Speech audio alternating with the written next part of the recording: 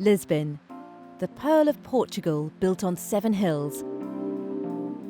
A city with a stirring history, a unique charm, and its very own character, making it incomparable to other cities. The city's wealth during the colonial era can still be seen in numerous grand buildings, palaces, and World Heritage sites.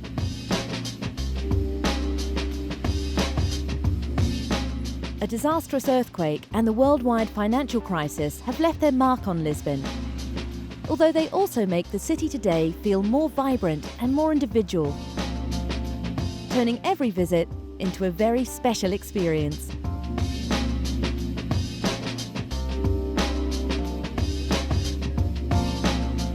But if you really want to understand and experience the fascination of the city, you have to go behind the scenes, behind the sights and the facades. You have to get to know the people that make Lisbon what it is, Europe's charming, vibrant and modern capital on the Atlantic coast.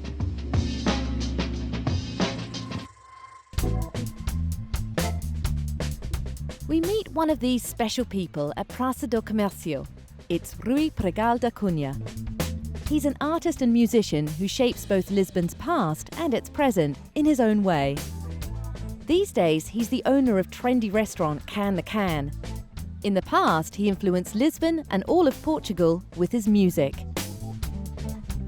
I was the frontman of one of the most important, if not the most important, musical projects of the 80s, starting in 1981, called Heróis do Mar. Possibly one of those mood and way of seeing things changing moments for the collectiveness of this country. We have an expression in Portuguese which is a pedrada no charco. It's when you pick up a stone and you throw it against the water, and that ripple effect that you can endure for sometimes one generation, 2 generations, a lot, whatever. I am part of that zeitgeist. Despite the fact that Portuguese and international audiences made it possible for Rui and his band to have an unparalleled career, the musician is not always on the same wavelength as his fellow countrymen. I think we describe ourselves as a people of brandos costumes. Brandos costumes being like, we are our way of being is very bland, very, we look maybe to some people like very, always shouting or whatever, not as much as the Spanish, but we are not. We might vociferate a little bit, we might shout a little bit, but in the end, the actions, when it's time for action, I think we are a little bit always afraid of things. Maybe that's one of the things that I really find it strange. These days, Rui's life is less about groupies and gigs, and mostly about his restaurant, Can the Can, where canned fish is turned into gourmet dishes. Since this is so much a projection of so many things that I did before, this is my usual hangout. This is the place where I am most of the time. I am the host and MC, yeah, the master of ceremonies. I own this restaurant. I do not go to the terrace and I play God. If I'm on stage, I can play God. You understand what I mean? It's fun. Fun, vitality and food go hand in hand in Lisbon, as restaurants are the social and cultural heart of its inhabitants. We take a look at the city's pots and pans. The best place to do so, Mercado da Ribeira. The oldest and biggest market hall in Lisbon is located on the street of the 24th of July. Formerly a trading venue, nowadays it is a modern food palace, offering something for every taste and budget. The food in Lisbon is simple and rustic, but extremely tasty and appealing, as is all Portuguese cuisine. Hearty stews and simple meat dishes meet fantastic pata negra ham and various different kinds of cheese.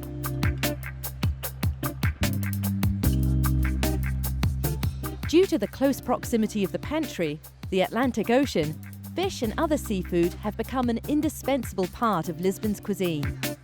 Whether it's the Portuguese national dish, stockfish, or differently prepared mariscos, in English, seafood, those who love seafood will thoroughly enjoy themselves. In Portugal's capital, fresh fruit and vegetables arrive straight from the fields onto the table. Those of you who want to know more about the special characteristics of Lisbon's dishes and delicacies should visit Rocio Square and go on a culinary walk with Filipa Valente. During her tours around the city, she gives visitors an understanding of the city's different flavours. The taste of Lisboa.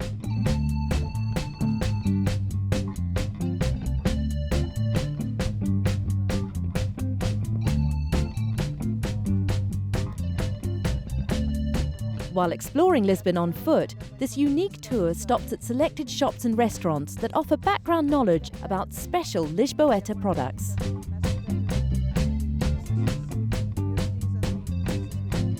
Bacalhau, for example, dried cod, for which the Portuguese have over 300 different recipes.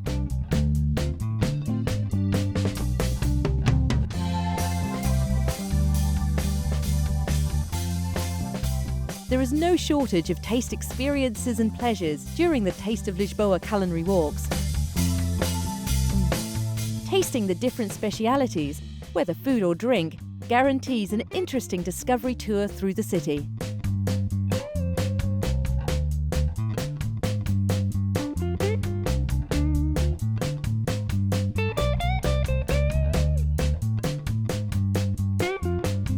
After wine, olive oil and ham, we continue with one of Lisbon's sweet specialities. A wide selection of small tidbits, tarts and cakes meets each and every need if you have a sweet tooth.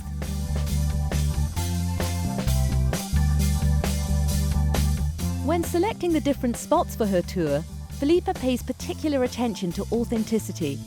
To her, it is very important to show shops that aren't tourist attractions, but rather those where the locals do their shopping. At the same time, the participants of the tour also receive insider tips from the expert as to where to eat away from the tourist traps and where to buy the best culinary souvenirs for people back at home. We continue toward the city centre, into the old working-class district, Campo de Rique, which is characterised by numerous ancient townhouses dating back to the 19th century. Green streets and small parks impart a calm atmosphere to the district, amidst the vibrant metropolis. It was this atmosphere that was highly valued by the well-known poet Fernando Pessoa, who chose this place to spend the rest of his days.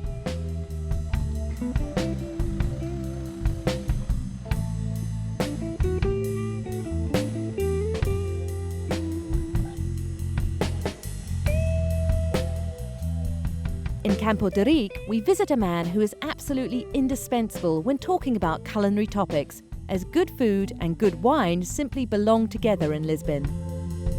Here we meet the wine pope, Arlindo Santos. His wine shop, Garrafeira Campo de Rique, is well known and valued far beyond the borders of Lisbon. Ora, eu comecei em Campo de Rique pelos anos de 1982. I opened my shop in this district in Campo de Rique in 1982. Even at that time, I already had a lot of experience and knowledge about wine. I've concentrated on the topic of wine ever since the 70s. In the meantime, I've increased my knowledge of wine and taken it to another level.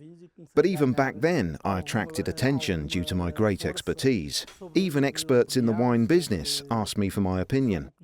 Not only experts from Lisbon, but from all over Portugal were interested in my opinion and my knowledge, even back then. Dentro da cidade de Lisboa e até pelo país fora.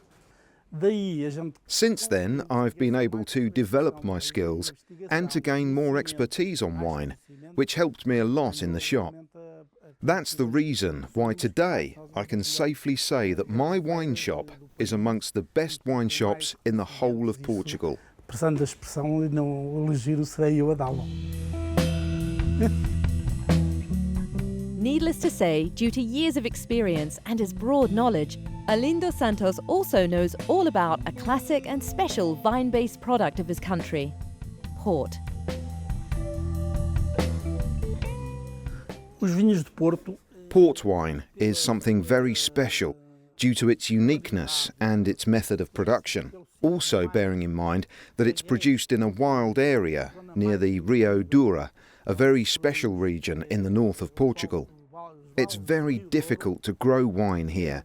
It's only possible as a result of human diligence. These difficult production conditions ensure that port wine ranks among the most exceptional and rarest wines in the world. Port wine stands for Portugal, just as Portugal stands for port wine. For someone who has such great passion for a beverage, it might be difficult to let a good drop go. Todos os vinhos que nós temos. Of course, I want to sell every single wine we have in our shop to my customers. If a really good harvest is nearly sold out, I would of course want to keep the rest of the wine myself. Obviously, sometimes I sell one of the last bottles to very good customers or friends, but I always keep the very last bottle for myself. Vender até à penúltima garrafa, que a última é a minha. There is no shortage of unique wines in Arlindo's shop. From full-bodied Port and Madeira wines to the Vinho Verde from the north of Portugal, the wine pope and his employees have a suitable wine for every occasion, including individual and competent advice for their customers. A linguagem do vinho é universal. E para o provar, vamos aqui. I find the language of wine is universal. It's the same worldwide. In order to prove this, I will now open a bottle of wine that for me is one of the best Portuguese wines ever, an Abandonado from 2011. Let's raise our glasses to a good future in Europe and in the world, to our satisfaction and health.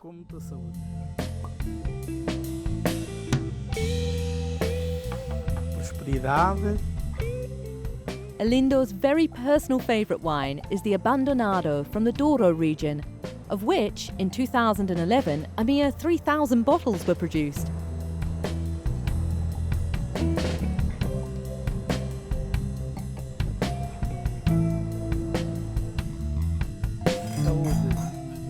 Sowed.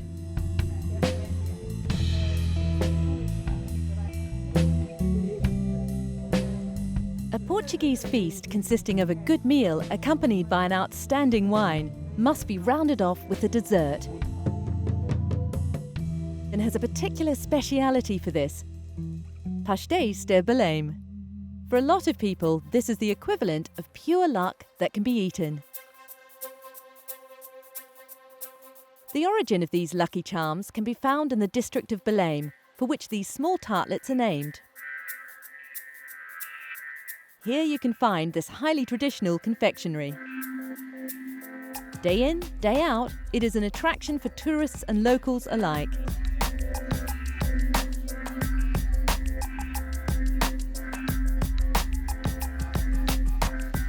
Whether in the morning or as a little something in between, these wonderful delicacies are a delight to your body and your mind at any time of day, and go perfectly with a fresh cup of espresso or a café au lait.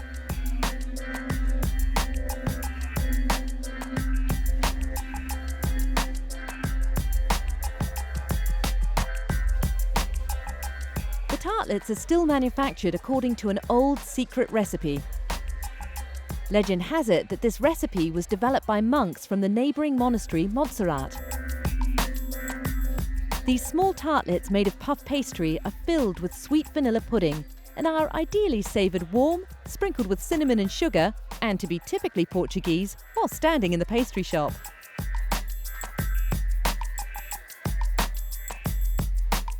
Those who want to give themselves a treat or wish to grant a special pleasure to their family and friends at home should have some of these pastries wrapped up for them. After a first impression of the sights of Lisbon and the taste of the most famous delicacies, it is now time to take a look behind the scenes. To see Lisbon from a different angle, we go to the creative workshop Alex Factory, located on the banks of the river Tejo, where we meet Bruno. The self-proclaimed artist of life offers unusual city tours together with his friends. The name speaks for itself. We hate tourism tours. Well, it was simple, it was actually was really like accidental, if I can say. I was just taking some friends for a ride, and I had a friend that told me, "Oh, Bruno, you need to start a tour company." And I told him, "Man, I hate tourism tours, I'm not a tourist guide, and I really don't want to be one. And to be honest, I just love to share the love that I have for my city." And basically it was how it was created. We hate tourism tours. It's something that is very connected with not only with Lisbon, but also with the Portuguese kind of living and our perspective. And so it's something that it couldn't be created anywhere else in the world. It had to be in Lisbon. Since 2010, Bruno and his colleagues have mostly shown their Lisbon to visitors by jeep.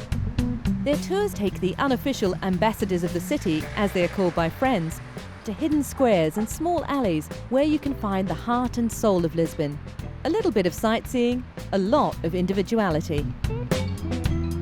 Well, I don't know. The big difference is that if you take other tours, probably you are going to see a lot more from Lisbon.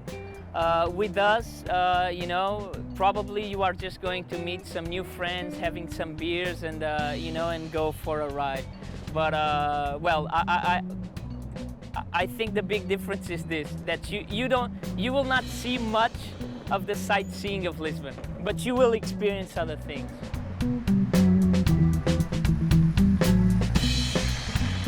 We explore these different things and places by jeep. For example, Bruno's favourite place is Alcantara, where the excellent view of the bridge of the 25th of April is not blocked by masses of tourists. Here we can discover Lisbon as the locals know it. Without a doubt that I believe that you can't never understand a place if you don't meet the people. And this, I think, is something that we do. And then I think what we do in our city, it's more or less this. Not only in a budget perspective, but also to give a really honest and a really true feeling of what the city is for us, for the locals, for the people that live here. As I normally say, doing this that we are doing, we will never be rich, but we can actually have a rich life. We meet interesting people every day.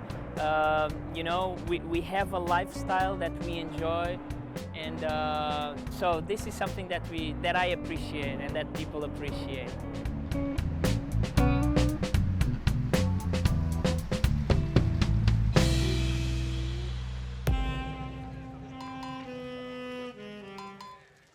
Special people with unusual ideas, like Bruno, who come up with new ideas during difficult times of crisis in order to keep their heads above water, are exactly what makes Lisbon so special. It is the young, creative generation that pitches in ideas and changes its view. João is a formerly unemployed stage designer who now makes a living out of his idea of breathing new life into the old. We meet the artist at the weekly flea market in Alfama, the trendy district of Lisbon. Under the name of Rebusca, he creates extraordinary things. Rebusca have a lot of meanings. It's when you are searching something detailed. It's not just searching. Barroco or Rococo, the style, is also rebuscado, something with a lot of details, and it's more or less. You can find a lot of love for detail in every single item he produces. In this moment, I just do small wallets, I do bracelets, earrings, belts, but it's possible to do a lot of stuff. It's possible to do chairs, houses. So you can do a lot. Clothes, I don't know, a lot of stuff. As the business is going well, João needs a lot of his unusual materials. Some places, like in some shops, of bicycle shops, they give me. Other ones I make some exchange of material, or I just put there selling and I just reuse what they have. I have different ways of. I have also in the market some people who just bring me stuff. Yeah. Thanks to his idea of creating something new out of rubbish, João sees himself as a pioneer in a society where a lot of things are thrown away very quickly before repairing or reusing them. But he's starting to notice a change in mindset. I think it's something in Portugal new, and everybody get, wow, cool, you know, it's a nice idea, and I think the people enjoy it a lot what I'm doing. Everything comes at a price.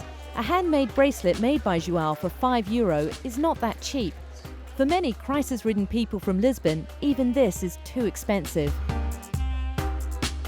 They like the idea, but sometimes it's difficult to buy something so special, no? Because the economy is first than this kind of details, you know? When you just make €3.50 per hour, it's very difficult to buy something extra, you know? You think about food, you know?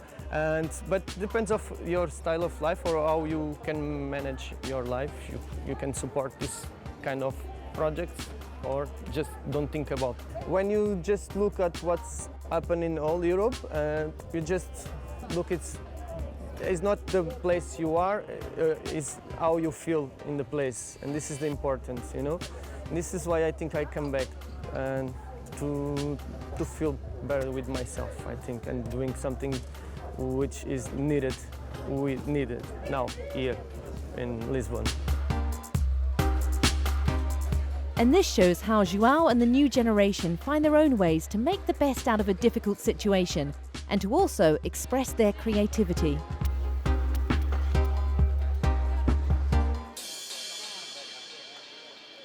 Although some parts of Lisbon are less creative and rather simple, throughout the city you can find colourful examples of the way people have expressed themselves. Graffiti. Lara and her project, Lata 65, proves that this kind of street art isn't only for the younger generation. We want to promote new activities, to show that they can do new activities and not usual activities. And I think this is the message we're passing through worldwide, because I think people should watch and care much more of this group, because I see a lot of people and I go to institutions and some of them just have them there watching TV all day, all week, all month, all year. So this is not a good thing. In order to change this, Lara founded the Grandmother's Graffiti Gang, together with a Lisbon artist, where they offer spraying workshops to the generation of people aged 65 and older. Usually people, seniors and oldies, don't understand why people and why young guys go to the streets and why painting in the streets, why using spray cans. Maybe this is one of the biggest feedbacks that we have in the workshop. Now I understand what I see in the streets. So it's another way of inclusion, this age group in our city, in our streets. But the workshop doesn't just stop at the theory. After a little excursion through the history of graffiti, the seniors and Lara's Graffiti Gang become street artists themselves.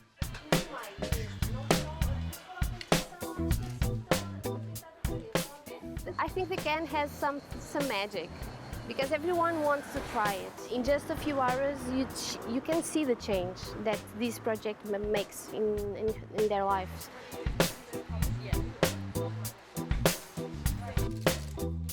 Her own love of street art is what made Lara quit her job as an architect.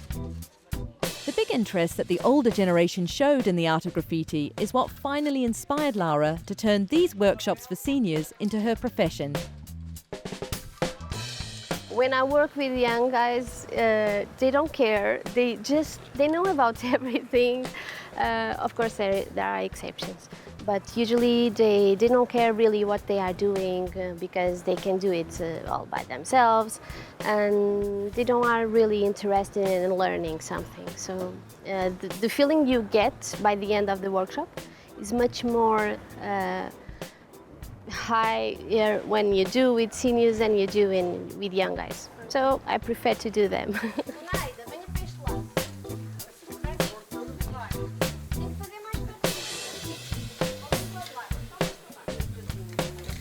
Despite the fact that the results of Grandmother's Graffiti Gang differ from a lot of pieces of art made by younger artists, the project is widely appreciated and has generated a high level of interest. In the future, Laura plans to offer their workshops outside of Lisbon and Portugal. The first events in the US and South America are already being planned.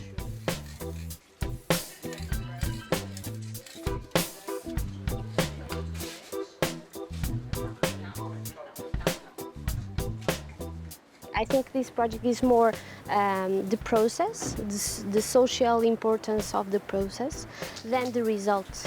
I usually say that the most important thing about this project, about Lotus 75, is the smiles we get by the end. And this is the reflex that they have changed something, and they are smiling. And maybe they'll smile for one more day or 2 more days. And when they'll pass by into the wall, they will smile again because they will remember this experience. For me, this is the most important thing. Walls with art from Laura's Graffiti Gang can be found throughout the city. They show how a city's scenery can be created by many different generations working together.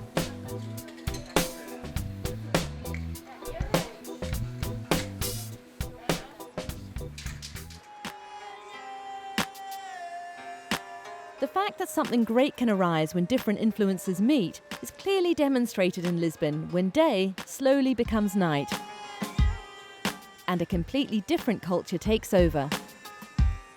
Music. For a long time, Lisbon has had more to offer than melancholy Fado music.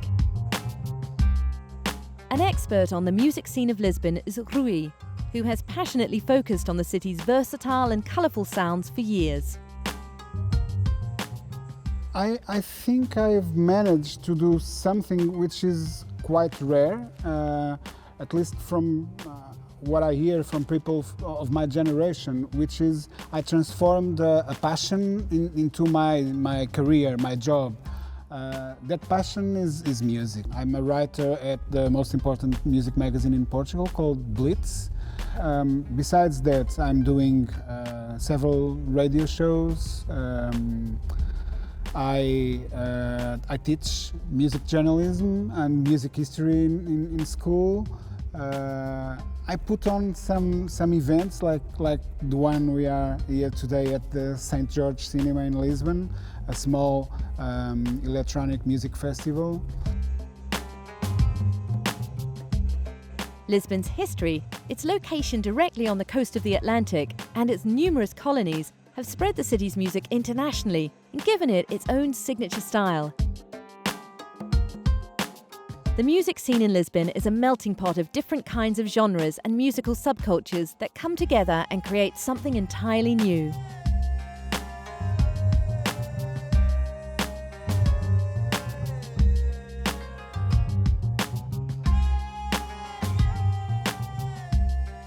When lots of people come to live, inevitably some of them will be musicians. So they bring the music with them and they start to, play with Portuguese musicians. And there's a vibration in the city that it's completely our own, because this mix, this specific mix, doesn't exist anywhere else. So even Fado carries something from Africa, something from Brazil. It's a mix. They are actually calling it Batida de Lisboa, which means the beat of Lisbon. It's really something unique, like you have, for instance, the baile funk from Rio de Janeiro, or the grime scene in London, or the Chicago footwork in Chicago. You have regional scenes nowadays all over the world, and Lisbon finally has its own soundtrack also, I think. The city's personal soundtrack has been noticed by other countries.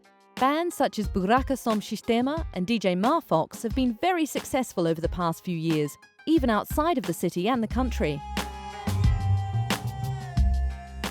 There was little to do. I mean, not little to do. You always had clubs, of course, but probably if you wanted to listen to certain types of music, you wouldn't find them anywhere, because every club would play the same soundtrack. So all these years you have a real diversity. People can go and have dinner and enjoy a DJ playing soul music, and then go to a Fado house, and then the night dancing to modern African electronic stuff from the suburbs in a small club in the center of Lisbon. So you have a choice. You can make a way through the city and hear different sounds in every stop that you make, which is great, yeah.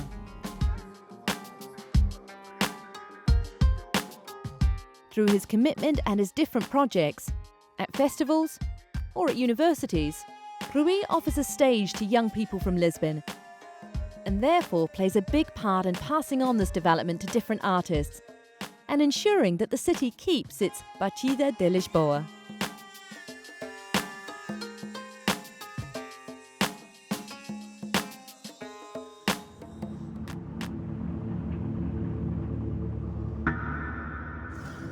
Before we carry on into the nightlife of Lisbon, we want to take a look at a trend that is currently taking place in the bars of Lisbon: gin. In the trendy rooftop bar of Hotel Moudal in Rocio Square, we meet Daniel. He'll explain to us the fascination that people in Lisbon have for gin. We have gin for over, I don't know, maybe 300 years if we do the math. We have gin and tonic for about 200 something years. But the way that the Spanish, maybe 15 years ago or 20 years ago, transformed this drink and have put it inside a balloon with all the botanicals at site, and not only a garnish of lemon or lime, like a slice of lemon or lime, it really has transformed the drink. Maybe 2 years ago it started to skyrocket, and nowadays we see all the brands reporting growth like 2 digits or 3 digits plus a year. The great number of many well-known gin producers in Portugal is due to the high demand and high level of interest, which is what gave Daniel an idea. There was nothing written specifically about gin and in Portuguese. What we have was Spanish books, UK books, American books, more or less like that. So let's write a book about gin. It's the first one. It's easy, that part, because nothing has ever been written before. But now what to put inside, because we have a bunch of information that we want to put inside. We had to cut, and we had to put everything that we wanted to put inside. It had to be appealing. It was not a technical book. It was not for you to try to do your gin at home, to distill your gin at home. It's for you to enjoy and try it at home. That's what we wanted, is people buying the book and not the book to be on the shelf. Always be open book, and you always wanted to try different recipes, try it with friends. That's what we wanted with the book. There is a lot of information about different gin producers, but readers of this first Portuguese gin book also have a selection of exquisite recipes relating to Lisbon's new spirit.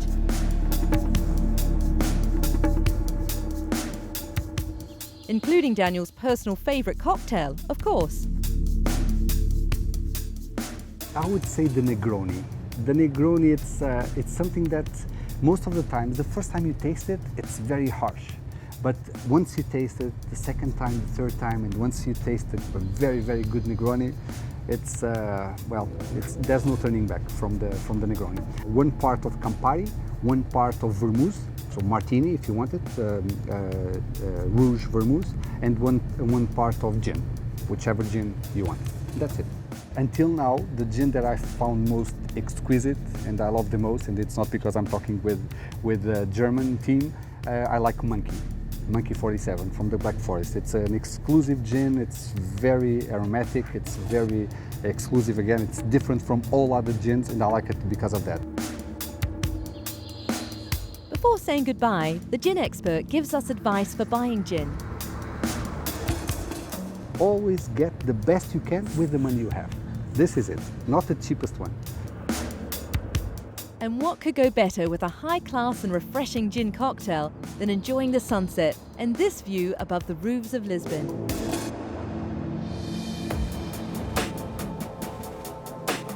When evening falls over the city of Lisbon, it acquires a special aura.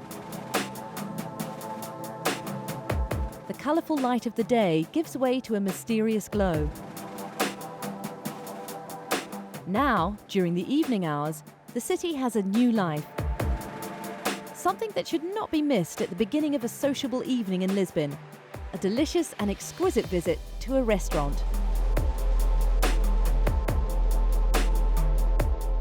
In the middle of the old Moorish quarter, we find a very unusual restaurant. Master chef Tiago Feijó and his partner Ana cook for up to 12 guests in a very special way. We don't have a stove. This is not a kitchen. This is a small space. And to open a restaurant without a kitchen, it's crazy. No kitchen, no stove. At the restaurant Leopold, everything is a little bit different. We cannot have air extraction, so we cannot have a stove. I cannot have fire, basically. And that's the problem. The solution is this, but I like this solution. Like I told you, I do like restrictions to get creative. I really like restrictions, as you can see. So that problem became an advantage because I have to think in food, in a plate, in a different terms, basically. I have to explore everything, I have to maximize everything that I can do in a dish because I can cook it. I love this format, kind of a sushi bar, a Japanese format, a very small restaurant with a chef in the balcony, with a very close relation with customers. I can see the reactions, they can see me cooking, that's great. So you have fine dining food, high quality food, but in a casual environment and in a friendly, familiar environment. I know that some chefs look at this project and thought, okay, if he got the courage, why shouldn't I have it too? It's working, so let's get forward. And then that's great. That's really, really great. Despite the fact that Tiago and his partner Ana are very successful, they can't avoid talking about an unpleasant development. Since the beginning of the financial crisis, the government has increased the value-added tax significantly, a change that affects restaurant owners. Almost a quarter of what you... The taxes account for approximately a quarter of what we earn. So if we sell a dish, then a quarter of that amount is taxes we have to pay. Of course, we also have a tax when we buy products, but that tax is only 6%. And if we sell the finished product, we pay 23% tax. Therefore, there is no chance for us to improve our equipment and furnishings. We cannot buy anything new. I don't want to complain. I mean, we are really happy, but still it's just not fair. I think they want to ruin us. Most of the restaurants in Portugal are run by families. It was their only way to support a family financially. They have to support their family. The taxes, the VAT that we pay, it's really high. It's not fair, it's not really fair. And that's not a wish, that's a demand for any restaurant owner to get to the VAT lower, because it's impossible. Whether anything will change in this respect in Portugal is uncertain. Until then, it is not about the money, but rather their passion and hospitality that motivate Ana and Tiago to turn their guest restaurant visit into an experience. day after day. Our way through Lisbon's nightlife takes us along the roads of the old Moorish district back to Alfama. In a backyard close to the River Tejo, we find ourselves in the bar Tasca Beat, a favourite meeting point for musicians, and also the rehearsal room of one of Lisbon's best-known modern Fado bands, Orquestrada.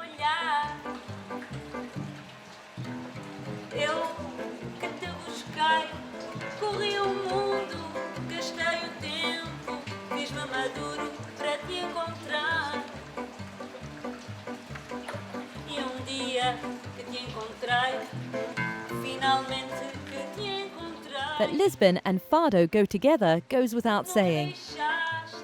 While you can hear traditional lamentations played in typical tourist places, Orquestrada's audience listens to their personal interpretation of this classic Portuguese music.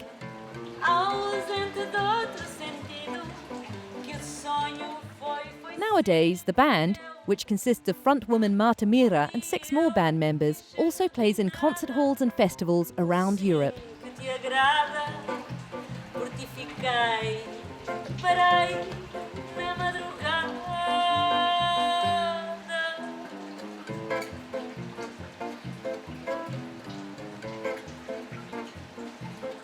We start a project of Orquestrada. We were from the showbiz, and we say we want to make a music with instruments of Fado that is not Fado. You can sing Fado or you can be a fadist. And the fadist is someone who lives the night, who lives outside of the rules, and at the same time he can understand society, but he lives out a little bit.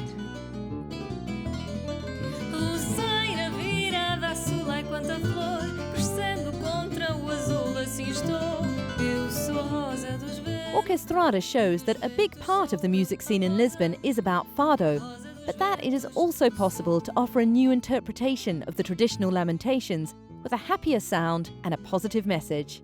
Once we received the email of an invitation from the European Nobel Prize. They said we invite Orquestrada to be present in the official concert. And they said, we heard about that you have a really nice sound and that you have a message for Europe, different message about Europe. So we play to Hollande, to Merkel, to all these presidents of the world with only my voice, the washtube bass, and Lima with Portuguese guitar making the sound in his. And of course, Marta would like to share her message for Europe with us. In our new album, Orquestrada, Autentic Beat, we speak about that we are a window, a balcony to the world.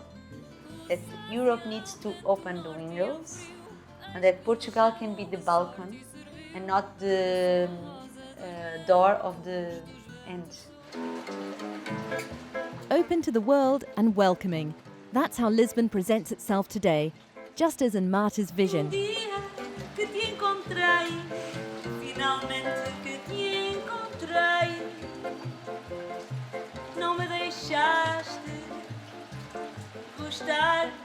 With these final impressions, we bid farewell to Lisbon, Europe's colourful and vibrant capital on the Atlantic coast.